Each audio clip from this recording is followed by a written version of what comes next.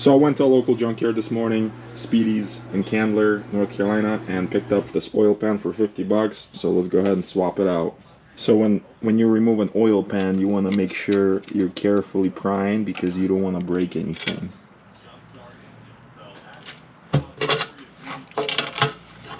And be careful because it might hit the ground and break.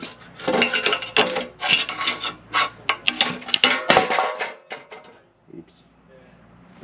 I'm chilling under here, just cleaning up the RTV, you know, prepping it for the new used oil pan. And then I look further and I'm like, no way, it's got a downpipe with the high flow cat, so it's got a full exhaust, which is awesome because I was just gonna remove the stock pipe and take the cat out and straight pipe it, but it's already got a high flow cat. So if it's not gonna give me any issues, I'm gonna leave it like that. If it is, I'm gonna remove it and take the insides out, put it back on, but we'll leave it like that for now.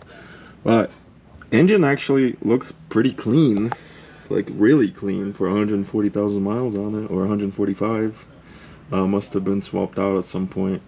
It's also got a really good solid, looks like a solid transmission mount, so that's another plus. So this thing's got some pretty cool upgrades, nothing crazy, but I wonder if it's tuned.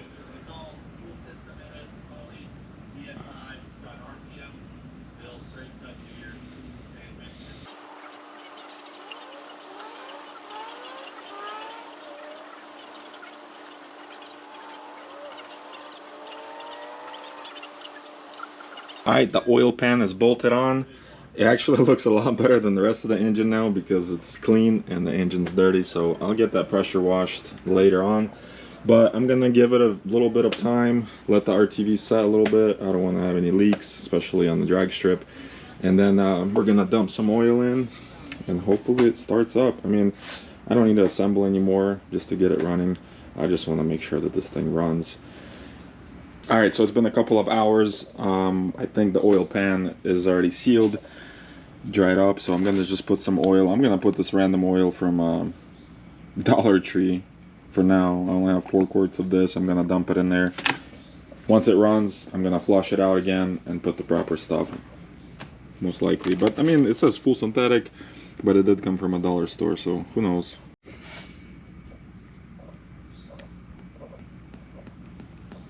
I've actually never even heard of this brand before, so if this thing doesn't start or run, I'm blaming the oil for sure.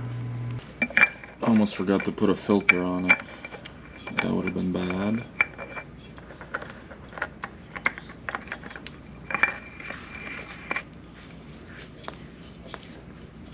Alright, enough playing games. Let's connect the battery and get this thing running.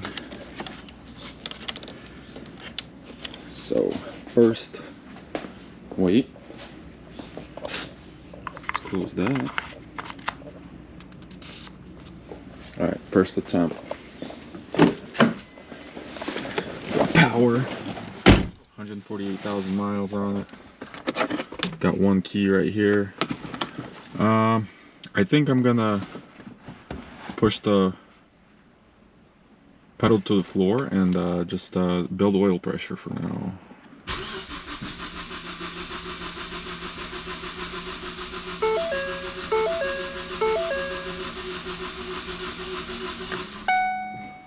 One more time.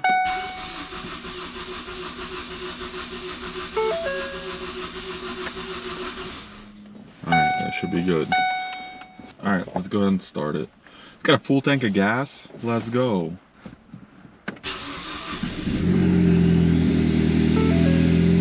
No way.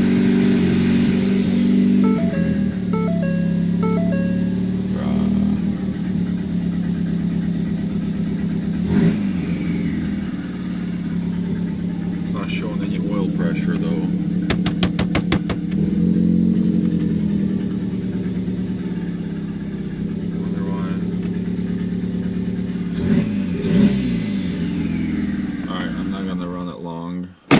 Not gonna run it long because I think I don't have enough oil in there.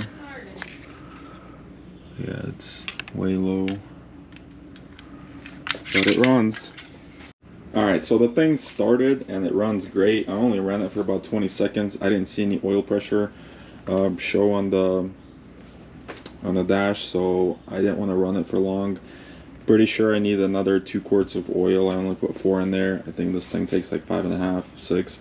Plus it was completely dry because there was no oil in the oil pan. I cleaned it out completely, put a new filter on, so it probably needs about 6 quarts. So, not to mention that the cooling system is not hooked up or anything, so I don't want to run it for long. That was enough for me to know that the engine is good. It runs, it doesn't knock, it runs good. Sounds good too. I like the exhaust. I think it's like a 2.5 to 3 inch pipe all the way to the back with a high flow cap. So for now, I have some parts on order. Actually, I only have 2 things on order.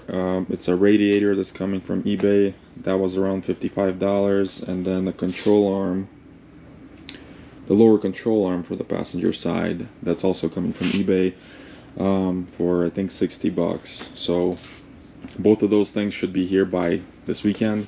Today's like Tuesday, Wednesday. Today's Wednesday. Should be here by the weekend. So hopefully we're gonna have this thing assembled enough to take it on a drive. I'm really hoping the clutch is good, but I mean, this thing wrecked somehow, right? So it was driving, so I'm assuming the clutch should be decent. Maybe it was replaced recently. I don't know. The radiator delivered today, but the control arm hasn't. I think it's coming tomorrow. I did pick up a used alternator from the junkyard, Speedy's again in Candler, because the original one is no good. The housing's completely shattered and it's just no good. So another $50 expense. But you know, before I install any of this, I need to address this frame rail here. I need to figure out where I'm going to cut it, and I'm not going to install the alternator because that's all going to be in the way when I weld things, and I just want to figure out where I want to cut it to make it the easiest. It doesn't have to be 100% perfect, obviously, but I do want the bumper reinforcement to be straight and aligned. Also had to pick up a new belt because the other one was ripped, and I want to run a new belt anyway, so another like 23 bucks. Don't judge my leak test device, but it actually worked, and I was able to fill I think 40 psi, and it held it overnight, so the intercooler is good to go. Just gotta remove the weird cans that I put up and install it eventually when it's time. But the intercooler is good. I don't have to spend that money on the intercooler. That saves me about 300 bucks or more.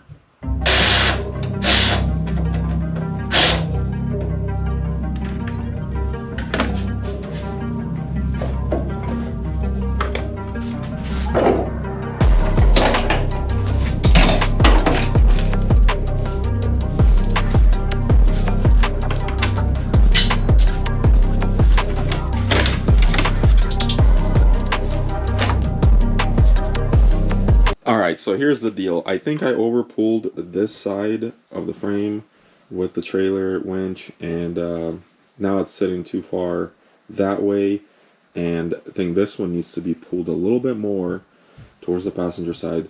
So it's a little bit of a mess with the frame right now.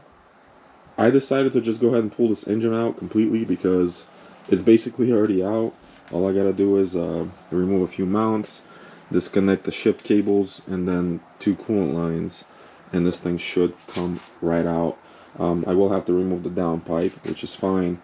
I think that's just going to be way easier. I can set it down on the ground, roll it out, and pull the frame into its shape, and then I'll be able to weld or whatever I got to do over here in this section much easier without the engine in it. So let's get this thing out. Also got the lower control arm for the passenger front from Detroit Axle. It was around 60 bucks. I'm gonna start making a list of parts and the amount I spent on this unit, and just to keep track of it. Hopefully I'm not over budget yet. I don't think I am. I've only bought a few things like alternator, radiator, lower control arm. That's about it. Oh, and the belt.